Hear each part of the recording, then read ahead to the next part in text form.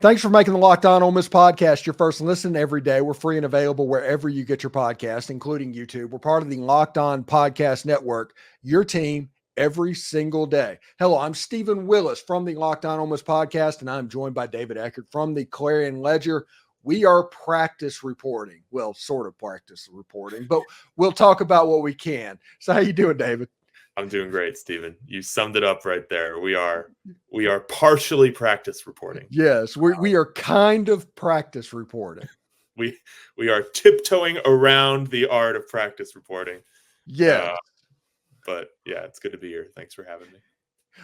We'll just start off right in the beginning. What were some of the impressions that you had from your extended viewing period of about 30 to 45 minutes? Well, for one, we've been spending this whole offseason talking about how much bigger they are. And really, for the first time, just being able to see some live action, they're still in shell, but just really get a look at these guys like Diego Pounds, for example. Like, oh my God, like there's just some absolute physical monsters on this team. And most of them are new additions. So definitely, this transfer portal haul has been transformative, in my opinion, for the size of this team on both fronts. So that really stands out. And then I guess, Stephen, the second big takeaway is like, we're not learning anything, from this spring. Seriously. And that's not about like what we are and are not able to talk about. It's, there's just so many people not participating right now that it's impossible really to me to kind of like piece together the hierarchy. So I think we're going to have, a busy summer trying to do that, because right now it's just like there's too many important pieces that aren't in play, that I don't think we're getting a real good look at what they're going to be. Yeah, I always tell people all the time on my show, it's like spring practice is not for any type of big picture stuff. Don't worry about anybody, where they are on the depth chart or anything. If a player's injured, don't worry about that. What spring practice is for players to develop themselves, to make a move, and they can answer questions that maybe people might have. Like, for instance, the way it's set up, Kedrick Reasono is getting a lot of work this spring. And I don't necessarily know or heard that he's doing quite well. I'm not heard that he's doing quite bad or anything like that. But this is probably a big spring for him, a big spring for Caden Lee. It's not any depth chart related or playing time even related for the fall. It's just their growth as a football player at the college level. Yeah, and it's funny, Stephen, because it's like I feel like the transfer portal has kind of put fans in a place where that's not really top of mind anymore. Mm-hmm. I mean, I've been covering college football in some capacity since 2016. And, in 2018, 19, right? Like you get a million questions about how the third and fourth string running back, the freshman that just came in is developing. And whether it's accurate or not, I just feel like, especially at Ole Miss, where you're in a place that just attacks the portal so ferociously, the assumption kind of becomes like, are we ever even going to get to see that guy in the field? We don't know. So, this time of year where we're usually talking about those things, maybe we're not, because it's just de-emphasized in the system that we have right now. Yeah. And you have a situation like Lane Kiffin, for what everybody wants to say about the transfer portal and things like that, if you are a high level freshman and you're ready to go, he will put you on the field. He has proved that every single year. Yep. Yeah. And I think they would love to get into a position where, they're developing guys below these transfer guys that they've added, but it's not the system is not set up to do that, especially, at Ole Miss, where everybody knows what's going to happen every offseason. So it's tough. But you're right. Yeah. If you're good, he'll play you. You saw it with Dudley, in the Peach Bowl, right? Like this is a guy who, and obviously he's not a freshman, but just I think it speaks to that point. This is a guy who didn't play for 12 games. All of a sudden, he's playing in one of your most important games of the year, like At a high that. level. So Yeah. yeah, he was good. Yep. So 100% agree with you. Well, the interviews that Ole Miss had today, I think Jeremy James, John Saunders, and Pooh Paul. We're going to call him Pooh Yes. Paul. It's Chris Paul Jr., but he prefers Pooh. Yep. It's another situation. It's another day, and we find out that a defensive player is here in large part because of the efforts of Jackson Dart. Yes, the efforts of Jackson Dart on Fortnite, Stephen. Yeah, Fortnite and Call of Duty. I've never played Fortnite. Yeah. Mainly because I'm old. Played, sure. I was giving you the benefit of the doubt. But no, I played it a little bit. But the problem is, Stephen, when you play these online games, right, and you don't get into it right away and you're late, you're done. You just start and you just get absolutely obliterated. You can't even catch up. So that's what happened to me with Fortnite. That happened with me in Call of Duty. Okay. So yeah. You know how it feels. But yeah, they were playing Call of Duty and Fortnite together, and kind of developed a relationship that way. Pooh Paul says that he's better at it than Jackson Dart. Going to have to do some investigative journalism next time Jackson Dart is at the microphone and ask him.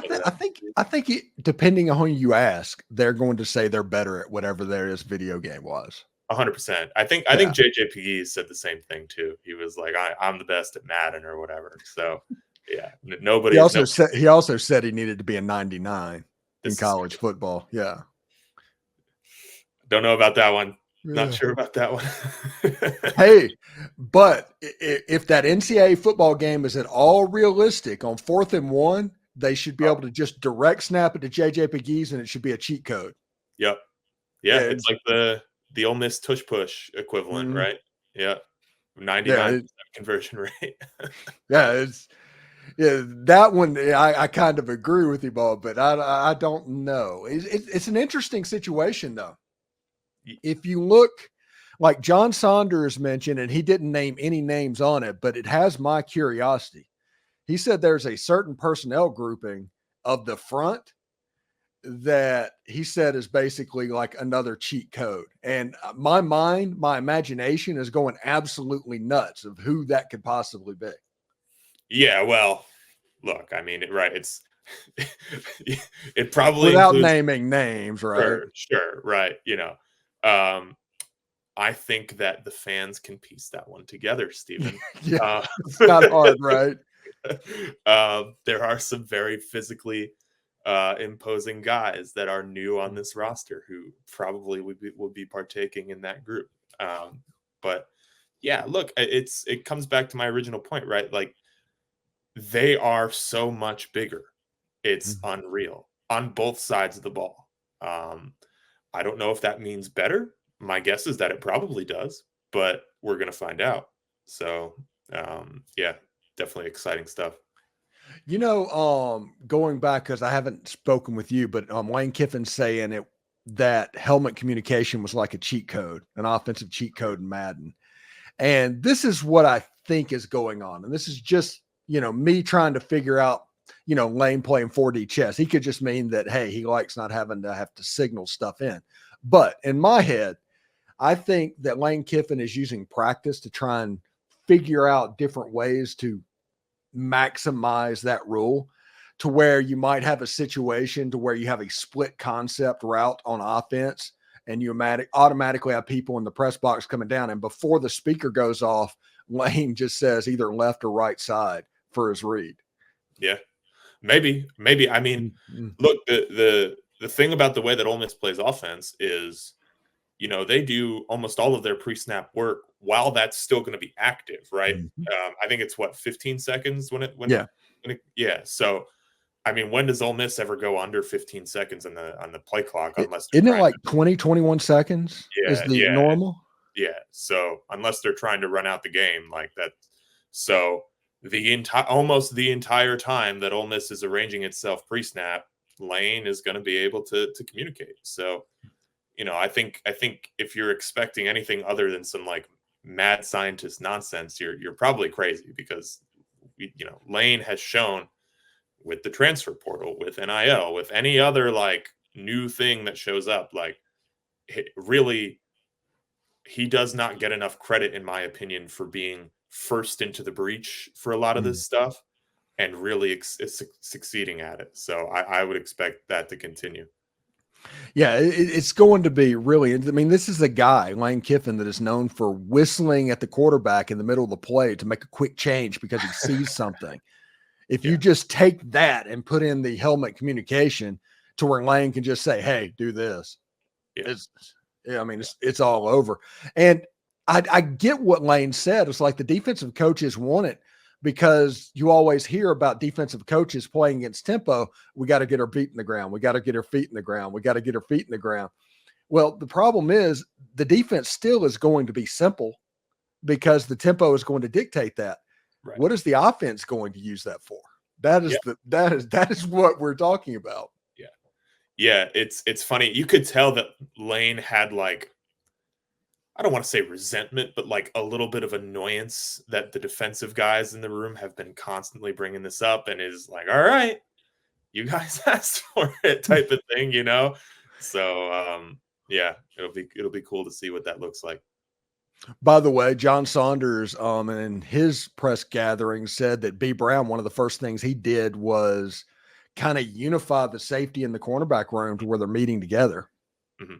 Yeah, I thought that was interesting, because if you talk about what wasn't great with the defensive guys last season, a lot of them say communication, right? That's one of Trey Washington's go-tos. He says that a lot. So, how do you fix communication? By communicating more. And, you kind of merge that room into a position where they're going to be doing a whole lot of that. I think that's smart. It's especially, obviously there's a distinction between a safety and cornerback, but I feel like in modern college football, like, it's kind of better to group them into a place where they're hearing a lot of the same things. So yeah, I think that's smart. I think that's a good move. We have John Saunders Jr., where he's playing a slot corner. I mean, he's in the room and viewed as a safety, but he's essentially playing the position like a cornerback. Yeah. And you have all these players that Ole Miss have brought in to basically take jobs away from guys like Trey Washington and John Saunders and those guys. And I'm not sure that Lewis Moore or Key Lawrence or whoever it is going to be able to get John Saunders off the field. I think he is going to be the guy that keeps his job when all this is said and done. Maybe. I really like John Saunders. I think he's smart. Maybe he's not like the greatest athlete in the world, but he's just, he plays football well, man. Yeah, I agree. I think if you're asking me right now whether he's going to start week 1, I would say yes. All right. Before we get out of here, can you say, just let everybody know what it actually is like whenever you get in there and actually see practice, so they can get an idea of what's going on, just so they know what you're looking at? Yeah. So standard, right? Usually we're going to walk into the field at the Manning Center or outside. Today they were inside. They're going to be stretching. They're going to be doing their lines. Then they'll kind of break off and do some individual position group stuff. Today they came together. They did some 11-on-11 stuff. After that, they did and I didn't get a real great look at this. They did for maybe 3 minutes what looked like one-on-ones between wide receivers and DBs. It was kind of like tucked in the corner. I couldn't really see it. Then they went back outside and did some more position specific stuff. So most of the time that I saw was spent in position groups, kind of working that way. But there was another hour of practice that we didn't get to see. So who knows what happened. Yeah, so everybody can know that's exactly when everybody's typing up practice reports, it's generally off of that and the press conference. Yep. Yep. Yep. So, we don't do those, Stephen, because I think they would get a little redundant, and it's just you know. The only place to get a practice report is right here, I think. There you go. Mm-hmm. Beautiful. And we have all the beat reporters that come in. I think Saturday I've got John Gillespie from the Grove Report. He's going to talk about the practice viewing. So we're just going through the beat reporters so we get all the perspectives in there. Beautiful. Beautiful. Anyway, so what is going on at the Clarion Ledger right now? Yeah. We're doing some stuff with contracts. So we're gonna have a couple stories. Yeah, we're gonna have a couple more stories with that probably early next week. And then I am going on vacation for a little bit, Stephen. So yeah. So we're gonna take a little break, but we're gonna cover some baseball this weekend too. Keep an eye on the basketball portal. Some things happening there. So plenty to keep us busy. Malik Dia liked a post of mine, by the way. Ooh, what does it mean? What does it mean? It could mean everything. It could have just meant that it had his name in it. Who knows? Although the rumor is, I think he's trying to schedule a visit or something like that. Okay. Yeah. So there may be some fire there. There may not. It's like I was one of the first person to actually had the Princely Amon Ellen in there. You didn't know it, how real it was until it was actually, hey, that was right. You know. There you go. Yeah. There you go. Yeah, he was interesting on Tuesday. I was not expecting that from him. My goodness. It just threw Billy Napier straight under the bus. Yeah, poor Billy. Yeah. It's tough for old Billy over there. Well, I think he was honest. He's had like Ron Roberts has been brought in to be the head coach of the defense because Austin Anderson was probably not the dude last year and he needed some help. So he's probably not that far off with what he said. It's not like I didn't get a sour grapes vibe from him. No, yeah, he kind of said like I'm looking forward to going back and stuff. So yeah, it didn't seem that way to me either. All right. Thanks again for making the Locked On Ole Miss podcast your first listen every day. We're free and available wherever you get your podcast, including YouTube. We're part of the Locked On Podcast Network, your team every day. David Eckert, Clarion Ledger, thank you, man, for stopping by, and we'll talk to you next week, bud. Appreciate it, Stephen. Thanks, man.